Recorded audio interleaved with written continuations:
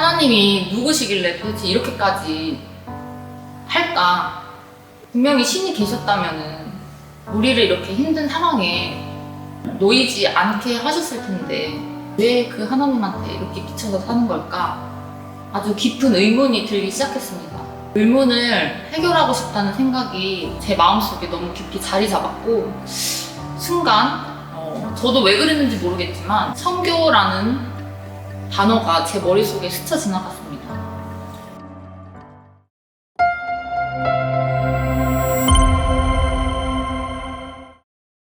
안녕하세요. 2017년도에 케냐에서 9개월 동안, 필리핀에서 3개월 동안 선교를 갔다 왔고 지금은 한국에서 간호사 일을 하고 있는 이지연입니다. 저는 모태신앙인으로 태어났습니다. 어머니는 홀로 신앙을 하셨고 저희 아버지는 한겨울에 저희가 교회를 갔다 오면 문을 열어주지도 않을 정도로 신앙인을 아주 싫어했습니다. 엄마랑 저, 동생은 아버지가 문 열어줄 때까지 그 문 앞에서 벌벌 떨며 기다렸던 기억이 있습니다. 그런 상황 속에서도 저희 어머니는 저와 동생을 신앙으로 이끌기 위해 노력했었습니다. 엄마와 같이 손을 잡고 교회를 갔던 기억이 행복한 하나의 기억으로 자리 잡고 있습니다. 초등학교 5학년 때 아버지가 돌아가셨고 그 같은 해에 저의 건강도 매우 악화되었었습니다. 아버지가 유일하게 일을 하시는 분이셨고 그런 아버지를 잃게 됐으니 저희 가정은 정말 풍비박살이 났었습니다. 나중에 이제 들어보니까 엄마는 이제 저희를 키우기 위해서 정말 2일 저희 가리지 않고 월요일부터 일요일까지 그냥 일주일 내내 일을 하셨었고 맨날 이제 방에서 울고 계셨던 모습이 너무 생생하게 기억이 나는데 저는 그때 그 모습이 너무 보기 싫었었어요. 그래서 엄마한테도 좀 제발 울지 말라고, 시끄럽다고 울지 말라고 했던 그런 기억도 있고 제 마음속에는 하나님을 원망하는 마음이 크게 자리 잡고 있었습니다. 저는 교회에 대한 반항심이 매우 깊어져서 갔었습니다. 그런 하나님의 원망은 제가 커갈수록 더 깊어져 갔고 저의 방황 또한 엄청 깊어졌었습니다. 방황은 10년간 지속됐었고요. 10년 동안 저의 건강도 더 안 좋아지고 있었습니다. 그런데 그 모든 상황이 저의 방황을 멈출 수 없었습니다.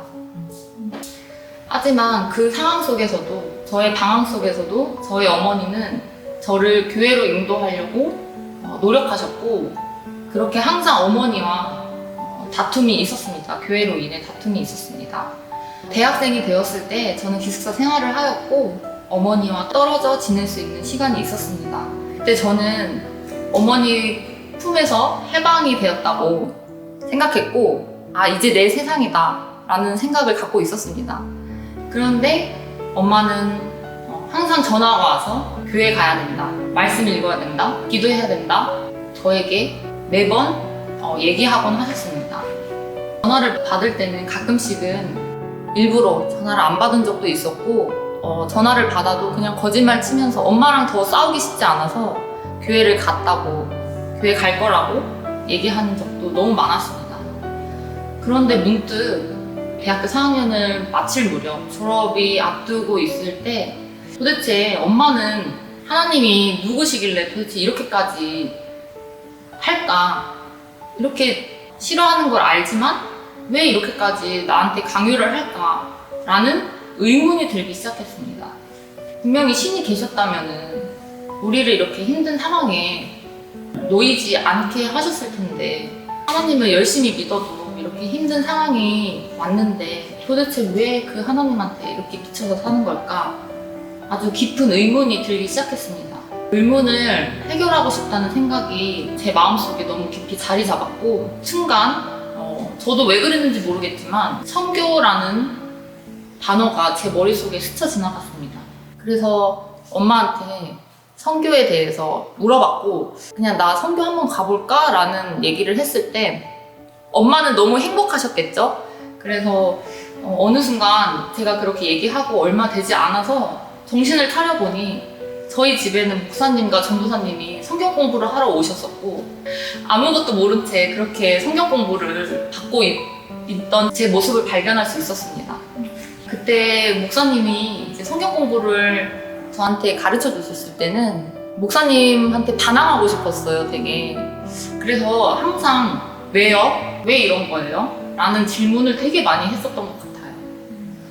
선교를 생각한 결정적인 이유는 나도 한번 내 신앙을 찾아봐야겠다 라는 생각이 들었고, 내가 이렇게까지 선교를 갔는데 만약에 하나님이 누군지도 모르겠고 계시는지도 모르겠다 라는 생각이 들었을 때는 저는 가차없이 신앙을 떠날 생각을 하고 있었습니다. 그리고 제가 선교를 이렇게 갔다 왔는데도 제가 하나님에 대해서 알지 못하면 그때는 엄마도 더 이상 저한테 아무 얘기도 못할 거라고 그렇게 생각을 하고 있었습니다.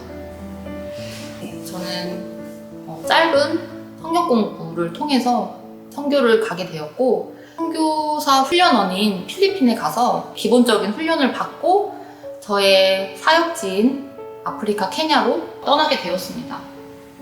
정말 10년 동안 멀어진 제 신앙을 3개월 만에 회복하기 너무 어려웠습니다.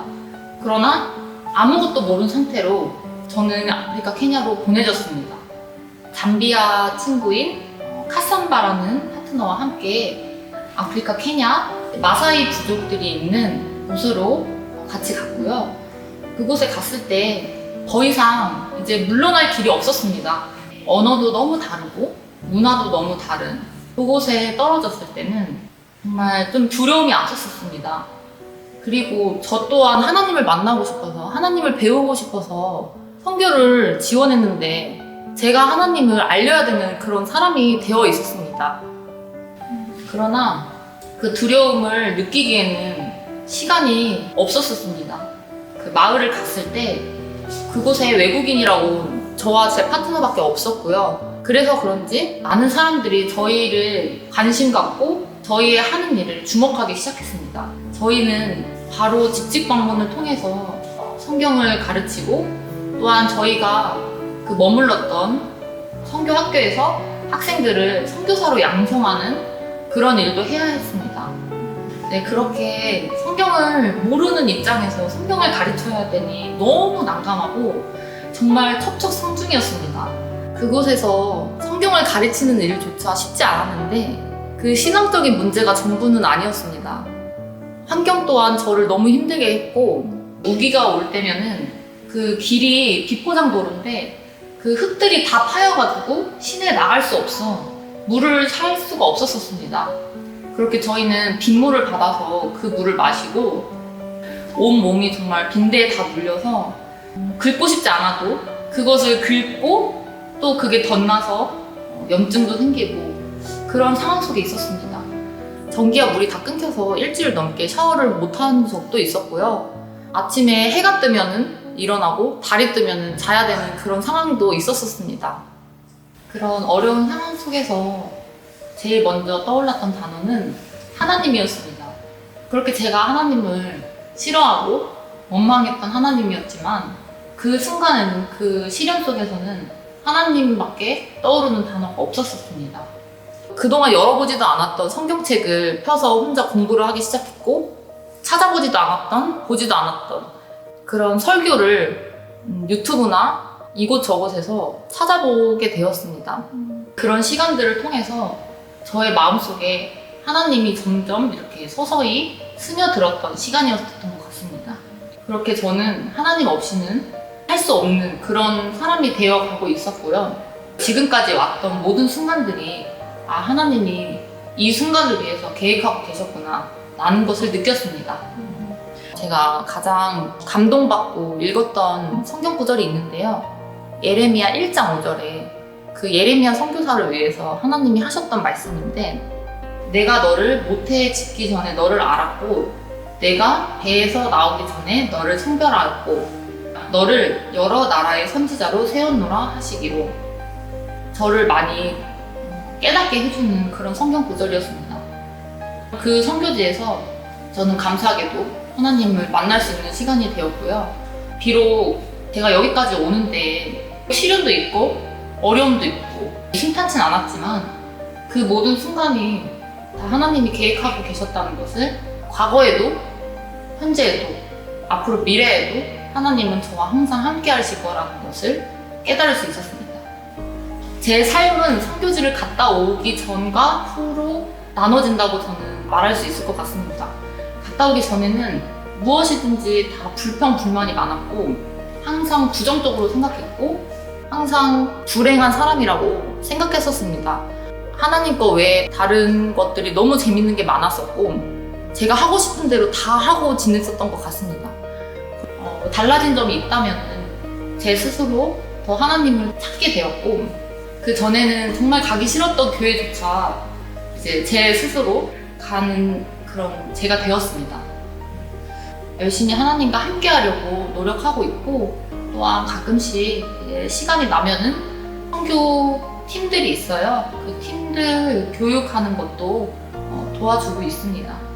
제가 싫어했던 엄마의 그 신앙심이 나중에는 그게 축복이었고 그게 엄마의 사랑이었다는 것을 깨달을 수 있는 시간이었습니다.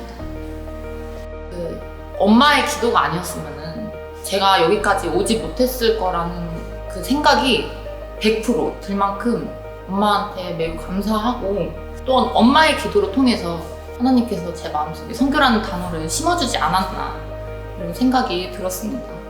그 선교 제가 갔을 때 구호가 있었는데 그 구호가 한 번 선교사는 영원한 선교사다 라는 구호였습니다.